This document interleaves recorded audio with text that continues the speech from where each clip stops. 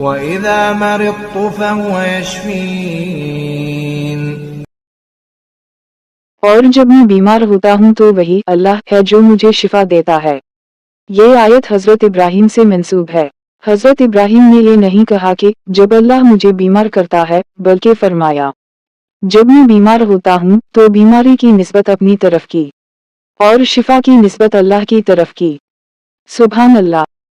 لیکن جب ہم بیمار ہو جائیں یا کوئی مصیبت آ جائے تو وہ اعلیٰ کرتے ہیں یا اللہ میرے ساتھ ہی ایسا کیوں ہوتا ہے، جبکہ حضرت ابراہیم کا ذکر اللہ تعالیٰ نے اپنے آخری نبی سے کیا جو قرآن بن کر ہم تک پہنچا۔ اللہ تعالیٰ فرماتا ہے کہ حضرت ابراہیم کہتے ہیں جب میں بیمار ہوتا ہوں تو اے اللہ شفا دینے والی تیری ذات ہے۔